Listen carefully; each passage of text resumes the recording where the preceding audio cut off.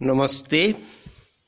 सौभाग्य मिश्रଙ୍କ रचित अंध महुमाछी कवितार आलोचना आमे करुथिले एवं गतकाली तृतीय स्तबक आलोचना करा हेइथिला एवं जहार सारांश थिला समयर खेल नियतिर नियम को केही केबे बाद देई पारिबो नाही। बाघबंदी खेल भितरु कहारी निस्तार नहीं। जो घर ओ पिला कांदिबा पागला बुढ़ा बापार बिलाप बौ बुढ़ी हेबा ए सबु मनीषर शेष समय बा मृत्यु चेतना को संभवतः सूचित करुछि। जीवन ज्वालामय जंत्रणार शेषहीन परिणति जेपरी केही मृत्यु हातरू खसी जाई पारिबो नाही।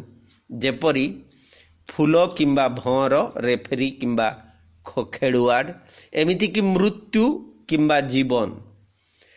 तेणु परिचालक और परिचालित मृत्यु और जन्म समस्ते समयर दासत्वर बंधन रे आबद्ध। जीवनर एक निर्दिष्ट समय सीमारे तार भेट हुए मृत्यु सांगरे से हाथ मिलाए पड़ी रहे जन्म जन्मांतर पाई। जीवनर केते चिन्हा अचिन्हा स्मृति पछरे रही जाए। चतुर्थ स्तबक आरंभ होईछि सेमिति एक गतिमयता कथा जेउठी कवि कहिबाकु चेष्टा करिसंती से नारी मते भल पाए मो उद्भ्रांत आलस्य को मोर प्रबल पराक्रमी अनिश्चितता को से लोक पसंद करे मो पेशादारी नाच को ओ अकस्मात मो मुहरु मुखा टेकी देई कहे ओह तमे तम सांगरे देखा हेइथिला ना गला वर्ष डिसेम्बर रे बध हुए एई ट्रेन रे। आम जीवनर आकस्मिकता ए संपर्क ए परिचय ए प्रणय भल पाइबा ए सबु होउछि केवल सामयिक समय एवं आकस्मिक भावरे घटे। तार कौनसी पूर्वापर संपर्क न थाए, ता पछरे कौनसी तर्क न थाए। आकस्मिक आमर जन्म एवं अकस्मात सेमिति मृत्यु। एठी बापा माँ देश भाषा बाछिबार अधिकार बा स्वाधीनता आम पाखरे सेमिति न थाए। तथाकथित भल पाइबा नारे एठी जहा कुहा होउची ताहा होउची साधारण स्तरर संपर्क को निजर सुरक्षा किछि सस्ता आनंद उल्लास पाई संभवतः से अनेक किछि सही जाए एवं जो सहिबा क्रम रे उद्भ्रांत आलस्य को मध्य सही जाए एवं प्रबल पराक्रमी अनिश्चितता को मध्य। कारण जीवनर गति रे सफलता शिखर लंघन जो कि जहाँ किछि हासिल करिवार कथा संभवतः ताहा करी हुए नहीं। एटी समस्ते जेमिति मुखा लगाई अभिनय करुछंती। सबु चरित्र जीवंत व्यक्ति सत्ता गोटिए गोटिए प्रोफेशनल आर्टिस्ट। असल सत्ता असल व्यक्तित्व ताहा नुहे। कारण पर्सनालिटी शब्द रे पर्सनार अर्थ होउची मुखा एवं मुखा होउची अन्य लोक जो प्रत्यय जो परिचयटीए तैयारी करिछि भाबुछि मु तारी परी निजकु प्रतिष्ठित करिबाकु चाहूछि बा निजकु तैयारी करिबाकु चाहूछि। किंतु भितरे जो असल व्यक्तिटीए अछि ता सहित तार कोनोसी चिन्हा बा संपर्क सृष्टि हेई पारे नहीं। तेणु जो असल ବ୍ୟକ୍ତି को से मुखा टेकी दे देखे कुहे जे संभवतः तम सहित को गोटे गतिमान ट्रेन रे डिसेम्बर मासरे देखा हेइथिला एवं सेई प्रश्न भितरे से लोक ताकू पचारे जे इंटरव्यू कौन हैला चाकरी अर्थात जीवन बंचिबा पाई आमे कौनसी वृत्ति पछरे जेते बेले धाउछे ताहा होउची आमर सुरक्षा अवलंबन आमर अर्थनीतिक व्यवस्था को स्वावलंबी करिबा सुदृढ़ करिबा परिवार प्रतिपोषण पाई जो समाज व्यवस्था भितरे साधारण युवकटीए से सुरक्षा पाई विभिन्न रकम प्रतियोगिता रे हाजिर हुए सामिल हुए अनेक जगार विफल हुए संभवतः केउठी सफल हेले ताकू कूलरे लगी जाए बोली आमे कहिबा चाकरी खंडे पाइले कम से कम परिवार प्रतिपोषण करि पारिबो तेणु गोटे तारुण्य एठी अनिश्चितता असुरक्षार बलय भितरे जेमिति छंदी हो जाइछि से पचारुछंती एई अपरिचित लोक काव्यनायक को जे इंटरव्यू दउथुलो चाकरी कथा कौन हैला एवं सेई बयस भितरे से देखे माने काव्यनायक देखंती 5-7 कुंढेई काखरे थर थर पादरे ओल्हेई आसे सीडी रे रघु बाबूंकर 4 वर्षर झियो एवं मते पुणी शुणिबाकू हुए काव्यनायक को शुणिबाकू हुए जे एमाने समस्ते क्षीर पी सोई पड़िलेनी काका बोली संभवतः जो कंढेई गुड़ी को कोलरे धरी रघुबाबूंकर 4 वर्ष झियो आसे तलकू काव्यनायक को से कहिछि जे माने समस्ते सोई पड़िलेनी एवं क्षीर पी गोटे शिशुर सत्ता गोटे कल्पनार पृथ्वी रे बंचुची एवं निष्प्राण कंढेई गुड़ी को मध्य से भावी नउची जे एमानंक देहरे जीवन अछि एवं साधारण मानवीय सत्ता परी एमाने खांती पियंती विश्राम नियंती ए सबु कथा काव्यनायक निजे बुझंती बा तांकु बुझीबाकू हुए पुणी आगकू जाइके से कहउछंती आउ किछि समय परे आमे समस्ते सोई पड़िबा आम पाद उपरे चली जीव साप परी मसृण समय जो आउ किछि समय परे आमे सोई पड़िबा बोली कुहा होउची ये हुए तो सामयिक विश्राम विरति किंबा मृत्यु किंतु महाकाल ये अनंत से आगकू बही जीव तार कौनसी परिस्थिति रे क्रांति नहीं अटकी जीवार नहीं विराम नहीं से कवितार माने कविंक भाषा रे आम पाद उपरे चली जीव साप परी मसृण समय हाथ पांतारे कढ़ी खली जीव पाखुड़ा पाखुड़ा फूल को ओ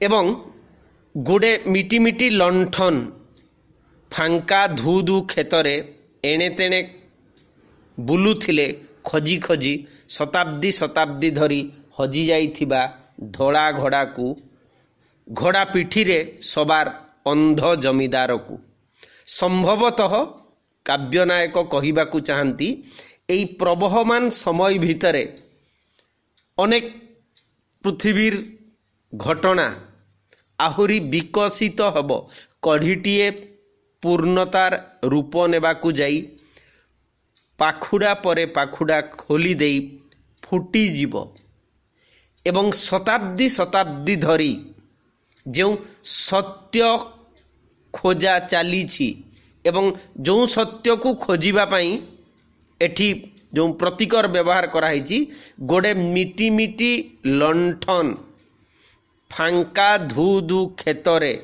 एणे तेणे बुलुथिले खोजी खोजी शताब्दी शताब्दी धरी काहाकू खोजुछंती एठी जो रूपकल्प दिया हेजी धड़ा घोड़ा को घोड़ा पिठी रे सबार अंध जमीदार को तेणु एई गतिमान महाकाल ସମୟ ଏବଂ ଏ ସମୟର ଯିଏ ସୂତ୍ରଧର ଆମ କଳ୍ପନାରେ ସମ୍ଭବତଃ ସେଇ ସର୍ବଶକ୍ତିମାନ ଈଶ୍ୱର। କାରଣ ଅଦ୍ୟାବଧି ପୃଥିବୀରେ ମଣିଷର ଯେଉଁ ଅନ୍ୱେଷଣ, ଯେଉଁ ଖୋଜିବାର ପ୍ରକ୍ରିୟା ଚାଲିଛି, ସେ ଭିତରେ ସେ ଆଲୋକ, ଆନନ୍ଦ, ଅମୃତ, ସେ ଯେତେ ନାମ ଦେଲେ ମଧ୍ୟ ନିଃସନ୍ଦେହରେ କୁହାଯାଇପାରିବ ସେ ଈଶ୍ୱରଙ୍କୁ ଖୋଜୁଛି, ଯାହାର ଅନ୍ୟତମ ପ୍ରତିଶବ୍ଦ ଆମେ କୁହାଯାଇପାରିବ ପରିପୂର୍ଣ୍ଣତାକୁ ସେ ଅନ୍ୱେଷଣ କରୁଛି। କିନ୍ତୁ ଏ ପରିପୂର୍ଣ୍ଣତା ତଥାପି କାବ୍ୟନାୟକ ପାଇଁ, ଆମ ସମସ୍ତଙ୍କ ପାଇଁ ଅପହଞ୍ଚ। ତେଣୁ 5 ନମ୍ବର ସ୍ତବକରେ କବି କହିବାକୁ ଚାହାନ୍ତି ଅପେକ୍ଷା ଚମତ୍କାର, ଖାଲି ଆସୁଥିବା ଲୋକଟି ପ୍ରତି ମୋହ ନଥିଲେ ହେଲା। ତେଣୁ ଏଠି ଏ ଅପେକ୍ଷାର ସବୁଠାରୁ ଜ୍ୱଳନ୍ତ ଦୃଷ୍ଟାନ୍ତ ହେଉଛି, ଯଦି ଆମେ କହିବା, ଏ ୱେଟିଂ ଫର୍ ଗୋଦର ନୁହେଁ। ଆମେ ଯାହାକୁ ଅପେକ୍ଷା କରୁଛେ ସେ କିଏ, କେଉଁ ରୂପରେ ଆସିବେ, ସେ ବାବଦରେ ଆମର କୌଣସି ରକମର ଜ୍ଞାନ ନାହିଁ, ଚେତନା ନାହିଁ। କିନ୍ତୁ ଆମେ ଅପେକ୍ଷା କରିଛେ, ସମ୍ପୂର୍ଣ୍ଣ ସଚେତନ ଭାବରେ ଅପେକ୍ଷା। କାରଣ ଯଦି ଆସୁଥିବା ଲୋକଟିଏ ମୋର ନିଜର ବୋଲି ଭାବିବ, ତାହେଲେ ମଣିଷ ମୋହଗ୍ରସ୍ତ ହେବ ଏବଂ ଦୁଃଖ ପାଇବ। ଇଏ ଗୀତାର ବିନିର୍ମୁକ୍ତ ବା ମୁକ୍ତ ମଣିଷର କଥା, ଯାହାର କୌଣସି ଆସକ୍ତି ନାହିଁ, ମୋହ ନାହିଁ, ଯାହା ଧୃତରାଷ୍ଟ୍ର ଭଳିଆ ଚରିତ୍ରମାନଙ୍କ ପାଖରେ ଅଛି କିନ୍ତୁ ସଞ୍ଜୟ ଭଳିଆ ଚରିତ୍ରମାନଙ୍କ ପାଖରେ ନାହିଁ। ତେଣୁ ସ୍ଥିତପ୍ରଜ୍ଞ ପରି କାବ୍ୟନାୟକ ଏଠି ସେଇ କଥାଟିଏ କହିବା ପାଇଁ ପ୍ରୟାସ କରି କହୁଛନ୍ତି ଯେ ଏ ଅପେକ୍ଷା ଶିବଙ୍କର ନନ୍ଦୀ ଭଳି କେବଳ ସଚେତନ ଅପେକ୍ଷା ବା କନ୍ୟାକୁମାରୀର ସେ ଦେବୀ ପରି ଶିବଙ୍କ ପାଇଁ ସେ ପ୍ରତୀକ୍ଷା। ସେ କେବେ ଆସିବେ ନ ଆସିବେ, କେଉଁ ରୂପରେ କ'ଣ, ସେଇଟା ତାଙ୍କ ପାଇଁ ଗୁରୁତ୍ୱପୂର୍ଣ୍ଣ ନୁହେଁ, କେବଳ ସଚେତନ ଭାବରେ ଅପେକ୍ଷା। ସେମିତି ଖୋଜିବା ବି ବଡ଼ ଉତ୍ତେଜନା। ମିଳିଯାଉଥିବା ଗଣ୍ଠିଲିଟା ମୋର ନହେଲେ ନହେଲା, ମୋର ନହେଲେ ହେଲା, ମୋର ନହେଲେ ହେଲା। ତାର ଅର୍ଥଟିଏ ହେଉଛି ବ୍ୟକ୍ତି କଦାପି ଏଠି ସ୍ୱାର୍ଥପର ନହେବା ଉଚିତ। ମଣିଷ ଖୋଜିବ ଏବଂ ଯେଉଁ ସତ୍ୟ ଖୋଜିବ, ନିଃସନ୍ଦେହ ବ୍ୟକ୍ତି ମଣିଷଟିଏ ହିଁ ସତ୍ୟର ଅନୁସନ୍ଧାନ କରେ ଏବଂ ସେହି ସତ୍ୟକୁ ଉପଲବ୍ଧି କରିବାକୁ ଚାହେଁ ଏବଂ ସେହି ବ୍ୟକ୍ତିର ଜୀବନ ପରବର୍ତ୍ତୀ ସମୟରେ ବିଶ୍ୱ ଜୀବନରେ ରୂପାନ୍ତରିତ ହୁଏ ଏବଂ ଉପଲବ୍ଧ ସତ୍ୟ ବିଶ୍ୱ ସତ୍ୟରେ ରୂପାନ୍ତରିତ ହୁଏ। କିନ୍ତୁ ଆମେ ଯେତେବେଳେ କୌଣସି ଜିନିଷ ଖୋଜୁଛେ, ସାଧାରଣ ଜିନିଷଟିଏ, କେବଳ ମୋର ବୋଲି ଭାବିଲେ ଯେଉଁ ଶିହରଣ, ଯେଉଁ ଉତ୍ତେଜନା ବା ଉନ୍ମାଦନା ରହେ, ତାହା ଏ କ୍ଷେତ୍ରରେ ରହିବା ଉଚିତ ନୁହେଁ। କବି ସେଥିପାଇଁ କହୁଛନ୍ତି ଖୋଜିବା ବି ବଡ଼ ଉତ୍ତେଜନା। ମିଳିଯାଉଥିବା ଗଣ୍ଠିଲିଟା ମୋର ନହେଲେ ହେଲା। ତେଣୁ ଏଠି ବ୍ୟକ୍ତିଗତ କାମନା ବାସନାର ঊର୍ଦ୍ଧ୍ୱକୁ ଯାଇ ସେ ସତ୍ୟକୁ ଅନୁସନ୍ଧାନ କରିବାକୁ, ସତ୍ୟକୁ ଜାଣିବାକୁ ପ୍ରୟାସ କରିଛନ୍ତି। ସେହି କ୍ରମରେ ଆଉ ଟିକେ ଆଗକୁ ଯାଇ ପୁଣି କହନ୍ତି କାନ୍ଦିବା ବି ଚମତ୍କାର। ଏଠି କାନ୍ଦିବାର ଅର୍ଥ କେବଳ ଅଶ୍ରୁ ବର୍ଷଣ ନୁହେଁ, ସହାନୁଭୂତି ସମ୍ପନ୍ନ ହେଇକି ଅନ୍ୟର ଦୁଃଖରେ ନିଜକୁ ସାମିଲ କରିନେବା। ତେଣୁ ସେଥିପାଇଁ ସେ କହୁଛନ୍ତି କାନ୍ଦିବା ବି ଚମତ୍କାର, ଖାଲି ଆଖି ଶୁଖି ଯାଇଥିଲେ ହେଲା। ସାଧାରଣ ଯଦି ମାନବୀୟ ସତ୍ୟରେ दृष्टिकोण कुहाजिबो से विज्ञान मध्य कहूची आखि माने कांदिले बाँ आखिरे लुह तार अर्थ कौन, डाहाण आखिरे लुह तार अर्थ कौन।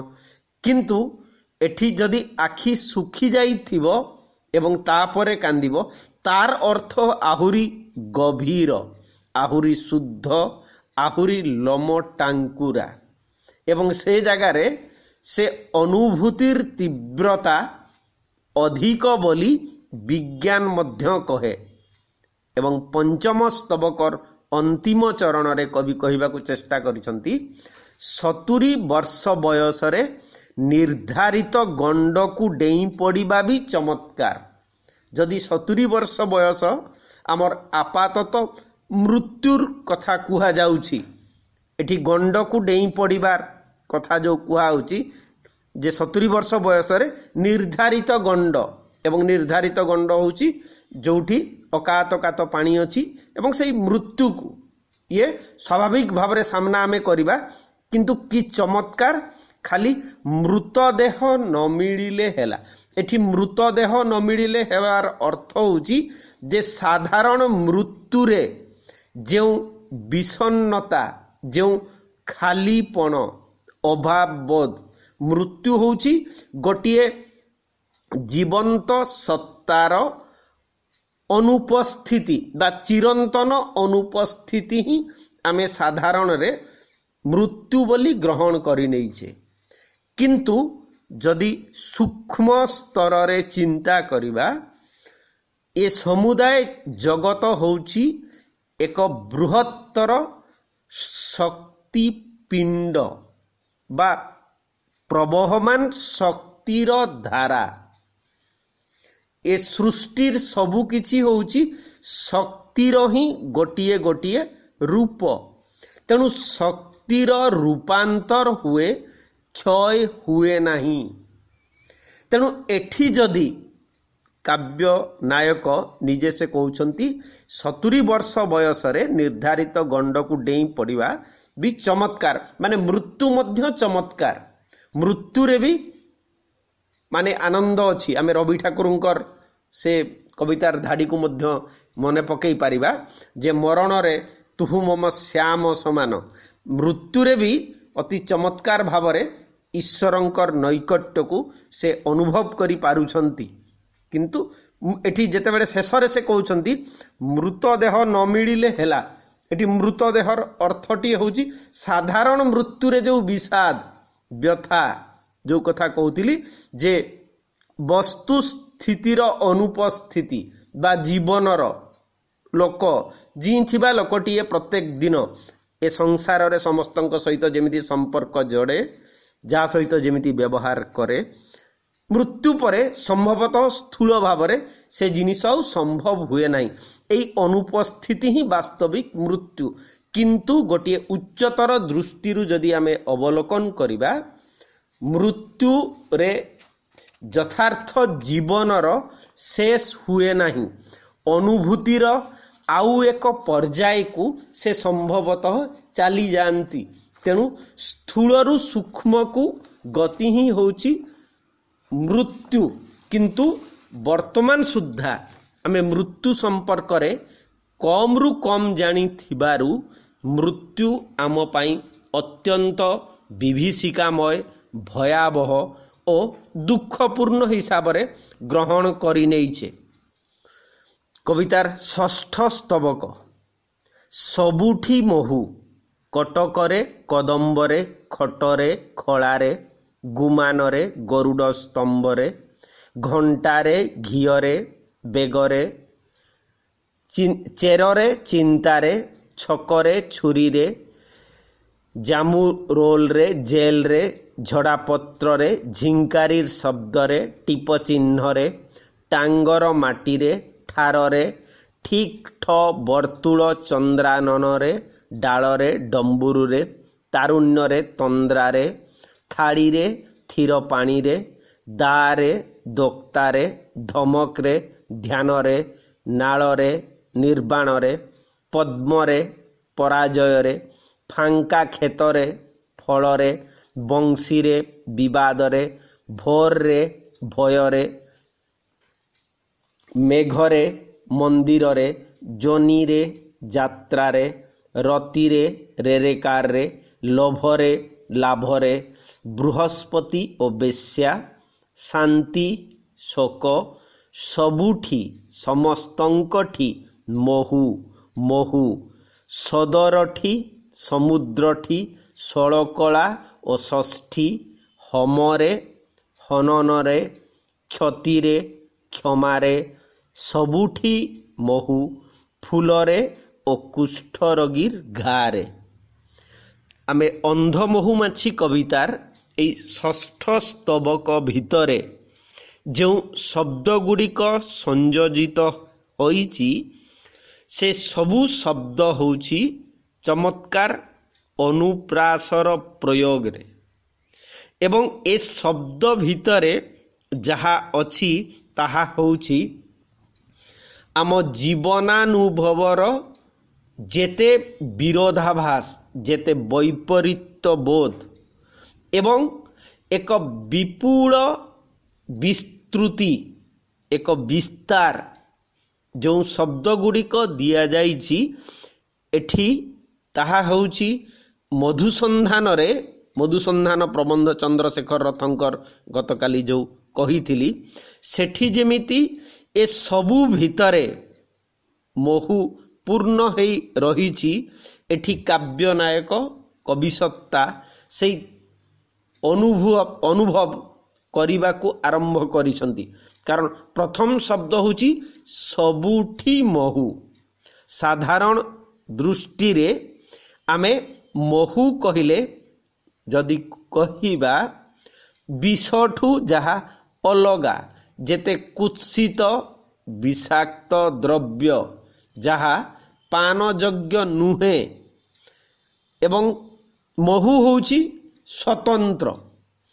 କିନ୍ତୁ ଏଠି ଯେତେବେଳେ ସେ କହୁଛନ୍ତି ସ୍ଥାନ କାଳ ପାତ୍ର ବସ୍ତୁ ସ୍ଥିତି ସବୁର ଉର୍ଦ୍ଧ୍ୱରେ, ତେଣୁ କଟକରେ କହିଲେ ନିର୍ଦ୍ଦିଷ୍ଟ ସ୍ଥାନର କଥା କେବଳ ନୁହେଁ, ସବୁ ନଗର ଠାରୁ କଥା ମଧ୍ୟ ଆମେ କହିପାରିବା। କାରଣ କଟକର ପ୍ରତିଶବ୍ଦ ହେଉଛି ନଗରରେ, ତେଣୁ ନଗରରେ କଦମ୍ବରେ, ମାନେ ଆମେ ପ୍ରକୃତିର ଫୁଲରେ, ଶ୍ରାବଣ ମାସରେ ଫୁଟୁଥିବା କଦମ୍ବର, ଏଠି ସବୁ ଫୁଲକୁ ମଧ୍ୟ ଆଣିପାରିବା। ତାପରେ ଖଟରେ ଖଳାରେ, ଗୁମାନରେ ଗରୁଡ଼ ସ୍ତମ୍ଭରେ, ଘଣ୍ଟାରେ ଘିଅରେ, ଚେରରେ ଚିନ୍ତାରେ, ଛକରେ ଛୁରୀରେ, ଜାମୁ ରୋଲରେ, ଜେଲରେ, ଝଡ଼ାପତ୍ରରେ, ଝିଙ୍କାରୀର ଶବ୍ଦରେ, ଟିପ ଚିହ୍ନରେ, ଟାଙ୍ଗର ମାଟିରେ, ଠାରରେ, ଏସବୁ ଶବ୍ଦ ଗୁଡ଼ିକ ଭିତରେ ଯେମିତି ଦାରେ ଦୋକ୍ତାରେ, ଧମକରେ ଧ୍ୟାନରେ, ନାଳରେ ନିର୍ବାଣରେ, ଏ ହେଉଛି ବୈପରୀତ୍ୟ ବୋଧର ଶବ୍ଦ, ଏବଂ ଏହା ଦ୍ୱାରା ଏ ପୃଥିବୀର ବ୍ୟାପକତା ବିସ୍ତାର ବା ବିରୋଧାଭାସର କଥା ମଧ୍ୟ କବି ଉଲ୍ଲେଖ କରୁଛନ୍ତି, ଏବଂ ଯେଉଁଠି ସେ କଥା କହିବା ପାଇଁ ପ୍ରୟାସ କରିଛନ୍ତି ଯେ ସମସ୍ତଙ୍କଠି ମହୁ, ସବୁଠାରେ ମହୁ, ସଦରଠାରେ ଶତ୍ରୁଠାରେ ମଧ୍ୟ, ସମୁଦ୍ରଠି ସଦରଠି, ଷୋଳକଳା ଷଷ୍ଠୀ, ଏବଂ ରତିରେ ଯଦି ପତି ପତ୍ନୀର ମିଳନରେ ସମ୍ଭୋଗରେ ଯଦି ମଧୁ, ତାହେଲେ ଶତ୍ରୁ ସହିତ ରେରେକାର କରି ଯେଉଁ ଯୁଦ୍ଧର କଥା କୁହାଯାଇଛି ସେଠାରେ ମଧ୍ୟ ମଧୁ ଅଛି। କିନ୍ତୁ କଥା ହେଉଛି ଏଠି ମଧୁ ହେଉଛି ଅମୃତ ଚେତନା, କବି ଦୃଷ୍ଟି, ତାହା ହେଉଛି ଉପଲବ୍ଧି। ବ୍ୟକ୍ତି ଚେତନା ଯଦି ସେହି ସ୍ତର ପର୍ଯ୍ୟନ୍ତ ଉତ୍ତରିତ ହୁଏ, ତାହେଲେ ଯାଇ ସେ ଉପନିଷଦୀୟ ଦୃଷ୍ଟିକୁ ଧାରଣ କରିପାରିବ, ଅନୁଭବ କରିପାରିବ। ଅନ୍ୟଥା ଆମ ପାଇଁ ପଙ୍କ ପଦ୍ମ ସବୁ ଅଲଗା ଅଲଗା ଦିଶିବ। ଏବଂ ସେହି କ୍ରମରେ ହିଁ ସେଇ ଷଷ୍ଠ ସ୍ତବକରେ କହୁଛନ୍ତି ହୋମରେ, ଯଜ୍ଞାନଳର ଯେଉଁ ହୋମରେ ମହୁ ଆବିଷ୍କାର କଲାବେଳେ ହନନରେ ମଧ୍ୟ माने हत्यारे मध्य से मधु को ही प्रत्यक्ष करती जोठी क्षतिरे क्षमारे सबुठी महु एवं तार अंतिम चरण रे से कहउछंती फूलरे और कुष्ठ रोगीर घारे मध्य महु अवश्य पूरी रही एवं सप्तम स्तबक होची अंतिम स्तबक एवं जहार माने धाड़ी संख्या होची 7टी एवं से 7टी धाड़ी रे जो कथा से कहवा को चेष्टा करुछंती ताहा होची व्यक्तिर योग्यता व्यक्तिर सामर्थ्य एवं से जगार ही प्रथम थर कुआई जे अंध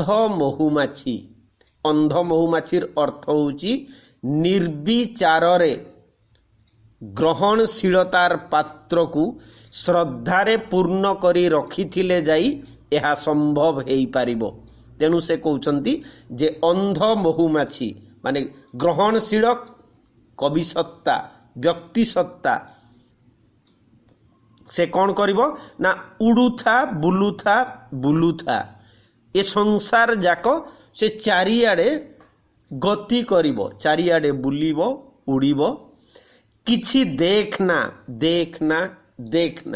किछि न देखिबार अर्थ होउची विचार करिबो नाही मन एवं बुद्धि एगुड़िक होउची शाणित छुरी परी मन होउची विभेद को ही केवल आविष्कार करि पारिबो भल मंद पाप पुण्य धर्म अधर्म पुरुष नारी शिशु वार्धक्य तरुण तरुणी आलुओ अंधार ये सबू जिनिस होउची मनर करामती एवं मनर ऊर्ध्वरे मध्य मानवीय सत्तार अन्यतम स्तर अछि ताहा होउची विज्ञानमय स्तर ता उपरे आहुरी अछि आनंदमय स्तर किंतु स्थूल मनीष तार विवर्तन क्रम रे जो स्तर रे वर्तमान पहुंची ताहा होउची एई विचार सर्वस्व बुद्धि सर्वस्व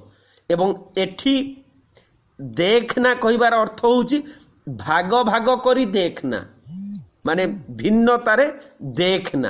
तेणु परवर्ती धाड़ी रे से कहबा को चेष्टा करूचंती जहा पारुछु सुंढ पुराई चसीने माने जो कथा या पूर्वरु मध्य कहली जे श्रद्धार पात्र को से माने ग्रहणशीलतारे पूर्ण करी रखिथिले ए सबु जिंस ग्रहण करि पारिबो ए विश्व रे जहा किछि अछि जो सत्य अछि बा जो महु अछि ताकू ग्रहण करि नेबो एबे से हिसाब करिबा उचित नुहे कारण हिसाब कथा आसिले लाभ क्षतिर आसीबो भल मंदर आसीबो पाप पुण्यर आसीबो धर्म अधर्मर कथा आसीबो ये धर्म अधर्म पाप पुण्य ए हिसाब निकास ये होउची मानवीय सृष्टि। तेणु कवि कहउछंती केवल सुंढ पुरई जहा पारुछु चसीने हिसाब पर हेबो केबे हेबो को जुगरे हेबो अनंत काल परे से हिसाब परमात्मा को हाथ रे समर्पी देई आमको कौन करने को हबो अंतिम चरण आड़कू तो मृत्युर वर्णबोध व्याकरण मानसांक पुणी शिशु पृथ्वी शिखुथिला बेले तार अर्थ होउची भविष्यतर पृथ्वी अनंत काल परे संभवतः हजार हजार लक्ष लक्ष वर्ष परे कारण एबे मध्य 300-400 कोटी वर्षर पृथ्वी को कवि दृष्टि रे से कहउछंती ए पृथ्वी होची शिशु पृथ्वी एबे भी से वर्णबोध व्याकरण मानसांकर भितरे ही गति करुची तार पाठ होउची तार उपलब्धि होउची शिशुर प्रथम अवस्थार शिक्षा भली एवं एई प्रसंग रे मध्य आमे मने पकई पारिबा अखिल मोहन पट्टनायक तांकर जो संभवतः धरणीर झड़ इगल धरणीर कृष्णसार गल्प संकलन गोटे पृष्ठारे लिखिछंती एई कथा अखिल मोहन पट्टनायक लिखिछंती मनुष्य एक चिर रहस्यमय शेषहीन ग्रंथ ଯାହାକୁ ଆମେ ଓ ଆମର ପୂର୍ବପୁରୁଷମାନେ ଆଜି ପର୍ଯ୍ୟନ୍ତ ଅଧ୍ୟୟନ କରି ଆସିଛେ ଓ ଆମର ପରବର୍ତ୍ତୀ ପୁରୁଷମାନଙ୍କ ପାଇଁ ତଥାପି ଏତେ ପ୍ରଚୁର ଅବଶିଷ୍ଟାଂଶ ଗଚ୍ଛିତ ରହିବ, ଯାହାକୁ ସେମାନେ ସେମାନଙ୍କର ଉତ୍ତରାଧିକାରୀମାନଙ୍କ ପାଇଁ ଛାଡ଼ି ଯିବାକୁ ବାଧ୍ୟ ହେବେ। ଏହାର ଅର୍ଥ ଆମେ ଏପରି କହିପାରିବା, ଏ ବିଶ୍ୱ, ଏ ଜୀବନ, ଏ ସୃଷ୍ଟି ଅତ୍ୟନ୍ତ ରହସ୍ୟମୟ। ଆମେ କାଳର କଳ୍ପନାରେ ସେ ସତ୍ୟ, ତ୍ରେତୟା, ଦ୍ୱାପର ଏବଂ ଏହି କଳି ଯୁଗରେ ଯାବତୀୟ ରକମର ଧର୍ମ, ରାଜନୀତି, ଅର୍ଥନୀତି, ପାପ ପୁଣ୍ୟ, ଯେତେ ଶାସ୍ତ୍ର, ବିଜ୍ଞାନ, ଗଣିତ, ଏସବୁ ତଥାପି ଜୀବନକୁ ବୁଝିବାର ପ୍ରଥମ ଚରଣ ଭିତରେ ଯାହାକୁ କବି ଏଠି କହିବାକୁ ଚେଷ୍ଟା କରିଛନ୍ତି, ତ ମୃତ୍ୟୁର ବର୍ଣ୍ଣବୋଧ ବ୍ୟାକରଣ ମାନସାଙ୍କ ପୁଣି ଶିଶୁ ପୃଥିବୀ ଶିଖୁଥିଲା ବେଳେ ଆମେ ଅଦ୍ୟାବଧି ଜୀବନ ମୃତ୍ୟୁର ରହସ୍ୟକୁ ଉନ୍ମୋଚନ କରିବାରେ ସମର୍ଥ ହେଇନାହେଁ ଏବଂ ତାରି ଭିତରେ ଆମକୁ ଜୀଇବାକୁ ପଡ଼ିବ, ବଞ୍ଚିବାକୁ ପଡ଼ିବ। ତେଣୁ ସୌଭାଗ୍ୟ କୁମାର ମିଶ୍ରଙ୍କର ଅନ୍ଧ ମହୁମାଛି କବିତାର ଯଦି ନାଭି କେନ୍ଦ୍ରର କଥା କହିବା, ମୁଖ୍ୟତଃ ଏ କବିତାରେ କବି ଜୀବନ ସପକ୍ଷରେ, ଜୀବନର ଆଶାବାଦିତା ସପକ୍ଷରେ ଯେଉଁଠି ସେ କହିବାକୁ ଚାହାନ୍ତି ଉପନିଷଦୀୟ ବିଚାର, ଭାବନା, ଉପଲବ୍ଧି, ଏ ସଂସାରର ସବୁ ବସ୍ତୁ ସ୍ଥିତିରେ ସବୁ ଭିତରେ ଅମୃତ ରହିଛି, ମଧୁ ବର୍ତ୍ତମାନ, ଏବଂ ଯଦି ବୁଦ୍ଧି ମନକୁ ଆମେ ପ୍ରୟୋଗ କରିବା ସେ ଅମୃତର ଆସ୍ୱାଦନ କରିବାରେ ସମର୍ଥ ହେବା ନାହିଁ। ତେଣୁ ମନର ଊର୍ଦ୍ଧ୍ୱକୁ ଯିବାକୁ ପଡ଼ିବ।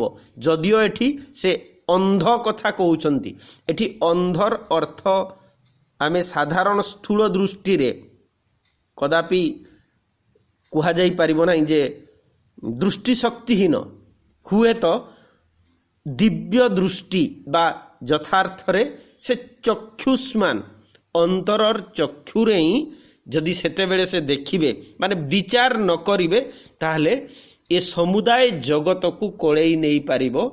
ଏ ସମୁଦାୟ ଜୀବନକୁ, ଜୀବନରେ ଘଟୁଥିବା ପ୍ରତ୍ୟେକ ଘଟଣାକୁ ପ୍ୟାସିଭ୍ ଆଲର୍ଟ ହେଇକି ସେ ଗ୍ରହଣ କରିନେଲେ ଏଠି କେବଳ ଆନନ୍ଦ ବା କେବଳ ଆଲୋକ ହିଁ ବର୍ତ୍ତମାନ ରହିଛି ବୋଲି ଉପଲବ୍ଧି କରିହେବ। ତେଣୁ ଅନ୍ଧ ମହୁମାଛି ହେଉଛି ଏକ ଗ୍ରହଣଶୀଳତାର କଥା। କବି ଦୃଷ୍ଟିରେ ଏ ସଂସାରର ଯାବତୀୟ ଘଟଣା, ପ୍ରତ୍ୟେକ କର୍ମ, ସବୁଯାକ ସମ୍ପର୍କ ନିର୍ବିଚାରରେ ଆମେ ତାକୁ ଗ୍ରହଣ କରି ଆଗକୁ ଯିବାକୁ ପଡ଼ିବ। କାରଣ ଜୀବନ ମୃତ୍ୟୁ ତଥାପି ଅବଧ୍ୟ ଏବଂ ତାହାରି ଭିତରେ ବଞ୍ଚିବା ହେଉଛି ଆଧୁନିକ ମଣିଷର ଭାଗ୍ୟ। ଆଜି ପାଇଁ ଏତିକି ଥାଉ। ନମସ୍ତେ। କମେଣ୍ଟରେ ନିଶ୍ଚୟ ଲେଖିବେ। ଧନ୍ୟବାଦ।